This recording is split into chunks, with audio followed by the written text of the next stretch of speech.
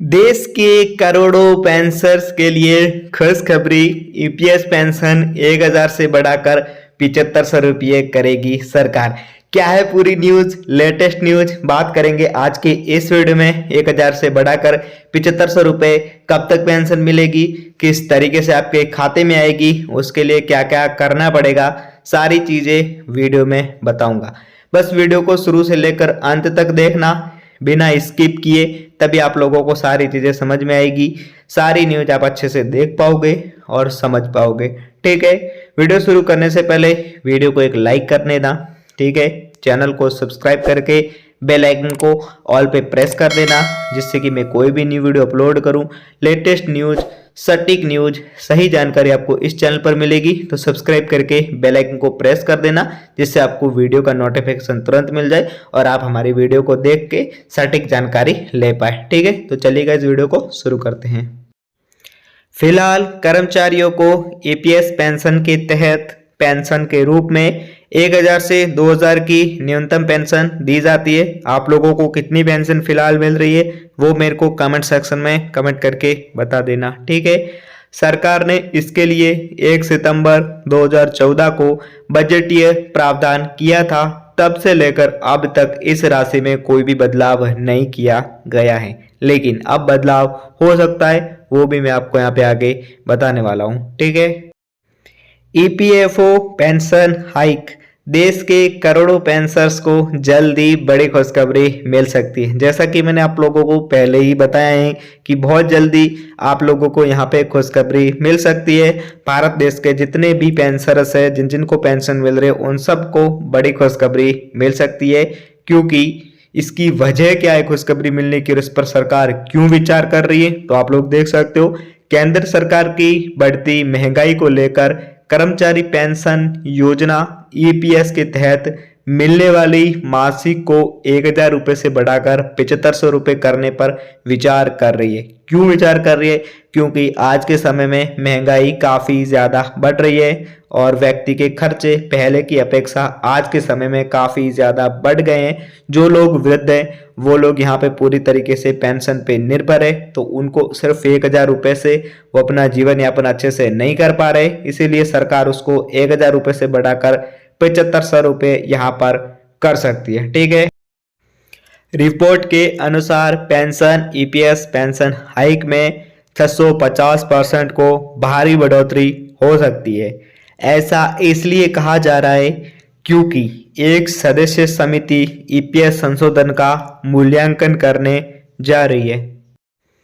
कर्मचारियों को रिटायरमेंट के बाद गारंटीड पेंशन की सुविधा मिल सके, इसके लिए क्या कुछ किया जा रहा है आपको बता दें। कर्मचारी पेंशन योजना की शुरुआत 16 नवंबर 1995 में हुई थी, जिसको कि ईपीएस 95 यहाँ पे कहा जाता है। ओके, जिसे कर्मचारी भविष्य निधि संगठन ने संगठित क्षेत्रों में काम कर रहे लोगों के लिए शुरू किया था, जिससे कर्मचारियों को रिटायरमेंट के बाद भी अपने जीवन यापन के लिए एक गारंटीड मंथली रिटायरमेंट पेंशन, जिसको कहते हैं मंथली रिटायरमेंट पेंशन, मतलब रिटायर होने के बाद हर मंथ एक राशि तय की जाए, उसके अनुसार हर कर्मचारी को यहाँ पे पैसा दिया जाता है। हर महीने उनके अकाउंट में पैसा मिल जाता है, जिससे कि वो अपने जीवन यापन को सुचारू रूप से चला पाए, जिसको रिटायरमेंट पेंशन योजना यहाँ पे कहा जाता है और ईपीएस 95 के तहत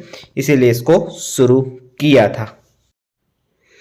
अभी कर्मचारी को ईपीएस के तहत पेंशन के रूप में 1000 से 2000 की न्यूनतम पेंशन दी जाती है। सरकार ने इसके लिए 1 सितंबर 2014 को बजटीय प्रावधान किया था। तब से लेकर अब तक इस राशि में कोई भी बदलाव नहीं किया गया है।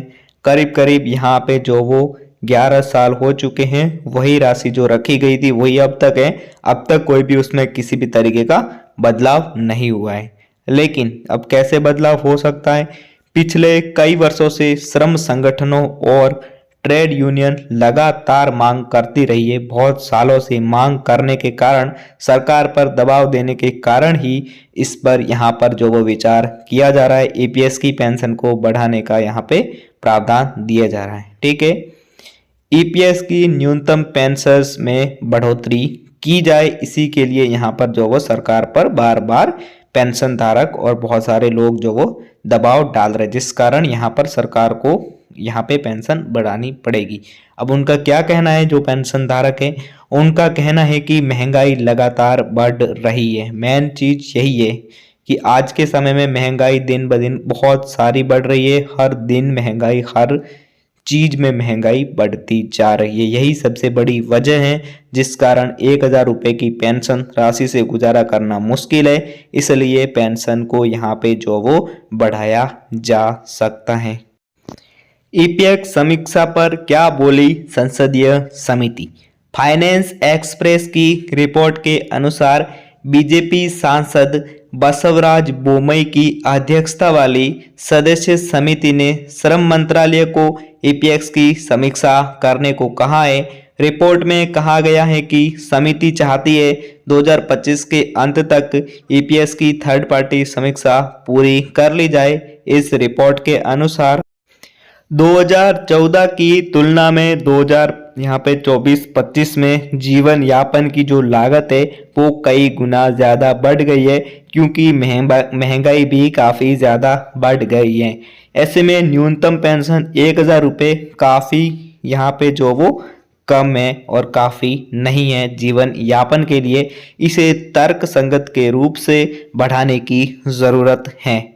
समिति ने ये सुझाव भी दिया कि न्यूनतम ईपीएस पेंशन 7500 रुपये तक बढ़ाई जा सकती है।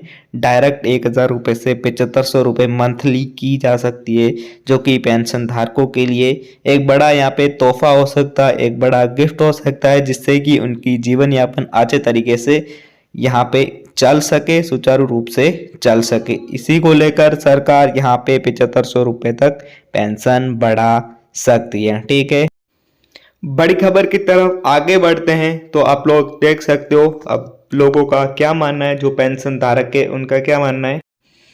लोगों का ऐसा मानना है कि अगर समिति की सिफारिशों को स्वीकार कर लिया जाता है, जो समिति द्वारा सिफारिशें रखी गई है, जो मांगे रखी गई है, उनको अगर स्वीकार कर लिया जाता है तो पेंशन लेने के लिए कुछ हद तक राहत मिल सकती है।